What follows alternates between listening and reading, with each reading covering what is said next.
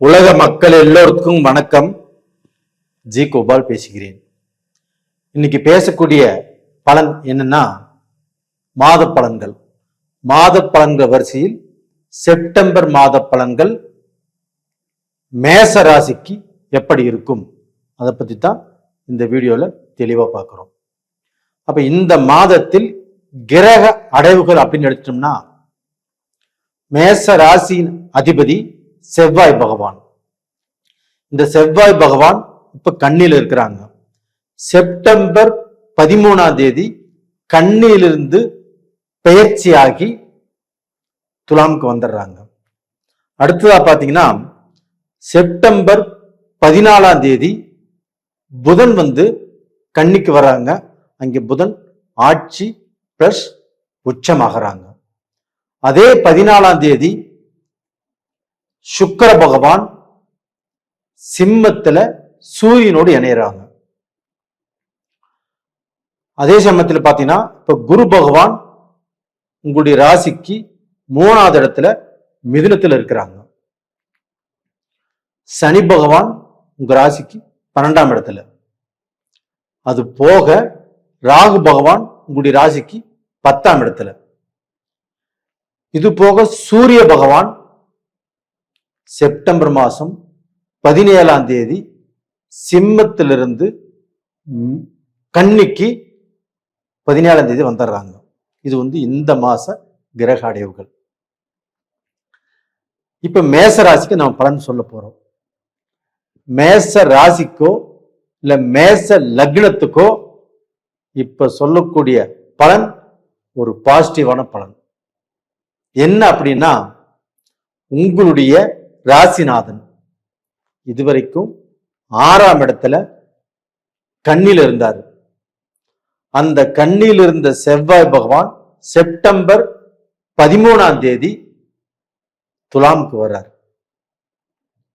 அப்ப அந்த துலாமுக்கு பாத்தீங்கன்னா உங்க ராசிக்கு 7ஆம் இடத்துக்கு வர்றாங்க. அப்ப அந்த செவ்வாய்ங்கிறது என்ன? தன்னுடைய மனசு, அறிவு, சிந்தனை, எமோஷனல் இதை கேரி பண்ணக்கூடிய ஒரு கிரகம்.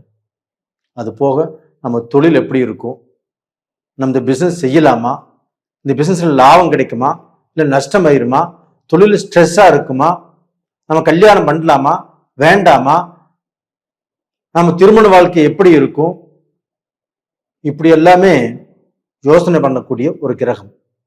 அப்போ அந்த கிரகமாகப்பட்டது இப்போ இந்த செவ்வாய் பகவான் உங்களுடைய ராசிக்கு 7ஆம் இடத்துக்கு 7ஆம் பார்வையாக உங்களுடைய ராசியவே பார்க்கறாங்க.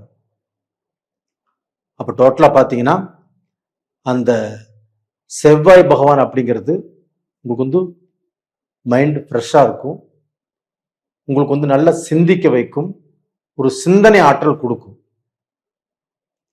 இது இப்படி ஆச்சுங்களா.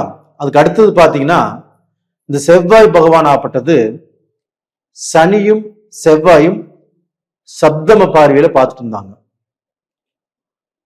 அந்த சனியுடைய பார்வை செவ்வாய்க்கு கிடைச்சதுனால அந்த செவ்வாயும் சில விஷயங்களை ஸ்ட்ரெஸ் ஆனாங்க. சில விஷயங்களே அந்த செவ்வாயினால பண்ண முடியாத சூழ்நிலை உருவாச்சு. அப்ப அந்த செவ்வாய் ஆப்பட்டது இப்ப செப்டம்பர் 13 துலாமுக்கே வந்துட்டாங்க. இது 2வது நல்ல விஷயம். 3வது ஒரு நல்ல விஷயம் என்ன அப்படின்னா குரு பகவான் மிதுனத்தில் இருக்கிறார்களா, அந்த மிதுனத்தில் இருக்கக்கூடிய குரு பகவான் 5ஆம் பார்வையாக துலாம் ராசியை பார்க்கிறாங்க. அப்ப மேசத்திலிருந்து எண்ணி வர துலாம் ராசி 7வது ராசி. அப்ப அந்த 7ஆம் இடத்தை குரு பார்க்கிறார். அந்த 7ஆம் இடத்தில் இருக்கக்கூடிய செவ்வாய் பகவானையும் குரு பார்த்துறார்.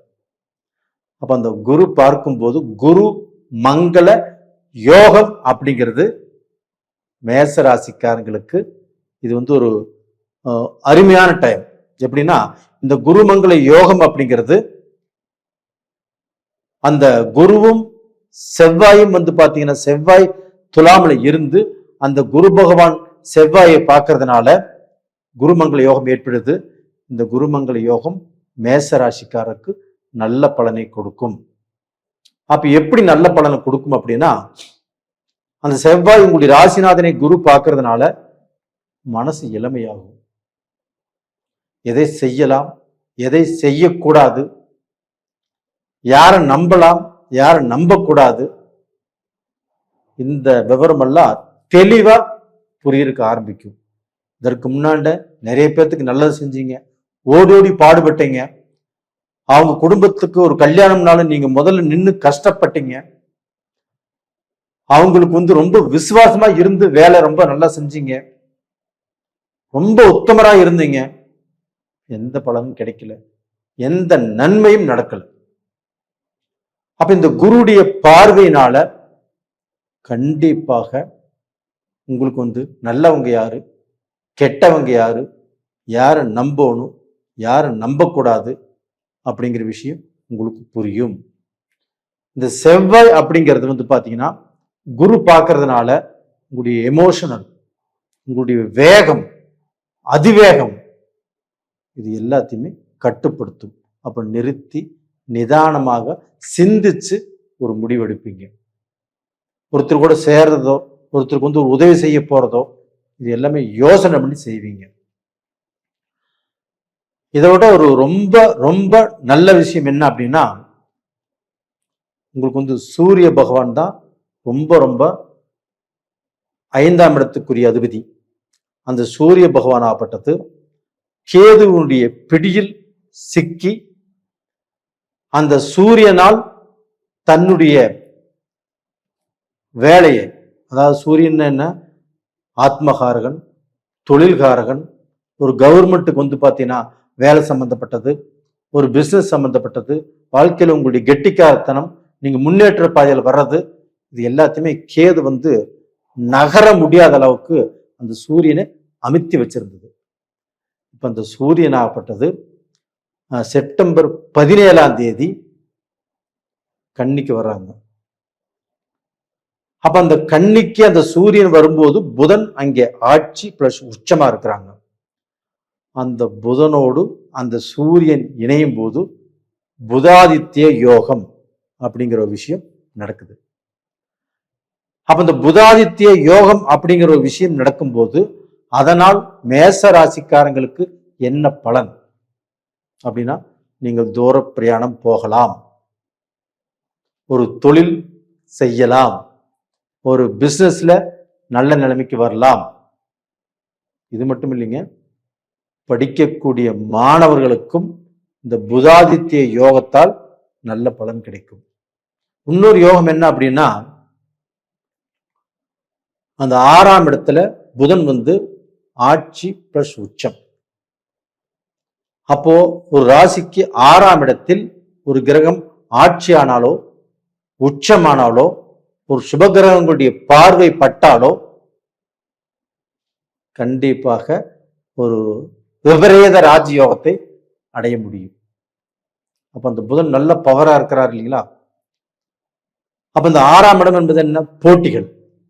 இப்ப நீங்க காலேஜ்லயோ இல்ல ஸ்கூல்லயோ ஏதோ ஒரு விஷயத்துல பெஸ்டா இருக்கிறீங்க, உங்களை விட பெஸ்டா 50 பேர் 100 பேர் கண்டிப்பாக இப்ப போட்டி, அந்த போட்டியை நீங்க மீட் பண்ணக்கூடிய சூழ்நிலை வருது. அப்போ ஒவ்வொருத்தருக்கும் ஒவ்வொரு விதமான திறமைகள் இருக்கலாம். அந்த 100 பேரும் உங்களுக்கு சரிசமாவோ உங்களோட அதிகமாவோ ஒரு நல்ல திறமைகள் இருக்கலாம். ஆனா அவங்களை ஜெயிக்கணும், ஓவர்டேக் பண்ணணும். அப்ப அதுக்கு பாத்தீங்கன்னா நீங்க இப்போ இன்னுமே கேர் எடுத்து கண்டிப்பா நீங்க உழைப்பீங்க, இல்லை சில விஷயங்களை தெரிஞ்சுக்க ஆசைப்படுவீங்க. அப்ப இந்த விபரீத ராஜ யோகத்தால் கண்டிப்பாக நீங்கள் ஜெயிக்க போறீங்க. இது உறுதியாக கண்டிப்பாக நடக்கும். இப்போ டோட்டலா பாத்தீங்கன்னா படிக்கக்கூடிய மாணவர்களுக்கோ இல்ல காலேஜில் இருக்கிறவங்களுக்கோ வேற துறையில் இருக்கிறவங்களுக்கோ இது ஒரு அட்டகாசமான டைம். ஆனா இப்போ அந்த கேதுவோடு சுக்கிர பகவான் கன்ஜெக்ஷன் ஆறாரு. அந்த சுக்கிர பகவான்ங்கிறது யாரு, ஒரு பெண், ஒரு பெண் சம்பந்தப்பட்ட கிரகம். வாழ்க்கையில் ஆடம்பர பொருள்கள் இது சம்பந்தப்பட்டது. அப்போ வந்து ஒரு ஆணுக்கு பெண் பார்க்க போறோம், ஒரு பொண்ணு பார்க்குறோம், இந்த மாதிரி சமயத்துல பார்த்தாலும் அது அவ்வளோக்க திருப்தியாக இருக்காது. அப்ப இந்த ஒரு மாசமாகப்பட்டது நீங்க பொண்ணு பார்க்கறதையோ இல்ல ஒரு முடிவு பண்றதையோ இல்ல வீட்டுக்கு வந்து ஒரு முக்கியமான பொருள்கள் ஆடம்பர பொருள்கள் வாங்குவதையோ நீங்க இப்ப கொஞ்சம் நிறுத்தி வச்சுக்கிறது நல்ல விஷயம். இது போக பாத்தீங்கன்னா சனி பகவான் அப்படிங்கிறது உங்களுக்கு 12ஆம் இடத்துலயே இருக்கிறாங்க. அப்ப அந்த 12ஆம் இடத்துல இருந்து சனி விரைய செலவை தான் கொடுப்பார். கண்டிப்பா விரைய செலவை தான் கொடுப்பார். உங்களுக்கு குரு பகவான் வந்து 3ஆம் இடத்துல இருக்காங்க. ஒரு பொறுப்பான செலவை தான் கொடுப்பாங்க. ஆனா இந்த சமயத்துல செலவு வரும். அப்ப அதே சமயத்துல இந்த சுக்கிர பகவான் கேதுவோடு இணைஞ்சிருக்கிறதுனால உங்களுக்கு தேவையில்லாத விரைய செலவுகளை கொடுப்பார். அப்போ வந்து எது தேவை எது தேவை இல்லைன்னு நீங்க முடிவு பண்ணி கொஞ்சம் சாந்தமாக இருந்து முடிவு பண்ணிக்கோங்க. அதுபோக இல்லத்தரசிகள் உங்களுக்கு வந்து நீங்க ரொம்ப நல்லவங்களா இருப்பீங்க. இப்போ கணவர் சம்பந்தப்பட்ட மாமியார் மாமனார் இல்லை அவங்களுடைய சொந்த பந்தம் இல்லை உங்களுடைய ஃப்ரெண்ட் சர்க்கிள் இல்லை உங்க அம்மா வீட்டு சைடு இது மாதிரி எல்லாத்துக்கும் எவ்வளவு நல்லது செஞ்சாலும் யாருமே உங்களை பத்தி கண்டுக்கிற மாதிரி தெரியல. நம்மளுக்கு யாரும் வேல்யூ கொடுக்குற மாதிரி தெரியலையே, இன்னைக்கு யாரை நம்பலாம் யாரை நம்பக்கூடாது அப்படிங்கிற குழப்பங்கள் வந்துடும். அப்ப இந்த மாதிரி சமயத்துல வந்து பாத்தீங்கன்னா நாம கொஞ்சம் பொறுமையாக இருந்து கொஞ்சம் நிதானமாக இருந்து இப்ப நம்ம சுத்தி இருக்கக்கூடிய அந்த சரௌண்டிங்ல இப்ப நம்மளை வந்து பாத்தீங்கன்னா இவங்க பயன்படுத்திக்கிறாங்களா அப்படிங்கிறத நீங்க வந்து யோசனை செய்யாமல் கண்மூடி இறுக்கமாக ஒரு பிரார்த்தனை பண்ணிக்கோங்க, ஒரு கோயிலுக்கு போங்க,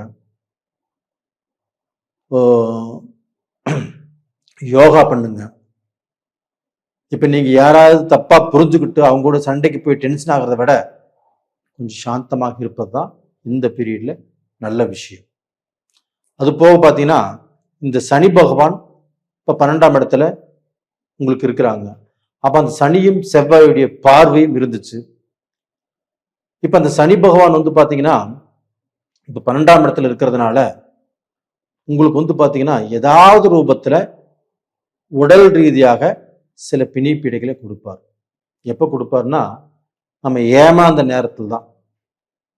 அப்போ வந்து பாத்தீங்கன்னா நம்ம ஏமாந்த நேரத்தில் நம்ம பொருள் ஏதாவது தொலையும், நமக்கு உடம்பு சரியில்லாம போகும், ஒரு விபத்து நடக்கலாம், அடுத்தவங்களுக்கு ஏதாவது ரூபத்தில் நம்ம ஒரு ஜாமீன் போட்டுடலாம். இது வந்து பாத்தீங்கன்னா நாம ஏமாந்த நேரத்துல. அப்ப முடிஞ்ச வரைக்கும் ஒரு விஷயத்தை செய்யும் போது ரொம்ப ஜாக்கிரதையா இருந்து செய்யுங்க. அப்ப வந்து பாத்தீங்கன்னா இந்த பிரச்சனை வந்து தலைக்கு வர்றது தலைப்பாகையோட போயிடும். கொஞ்சம் கேர்ஃபுல்லா இருங்க நேயர்களே.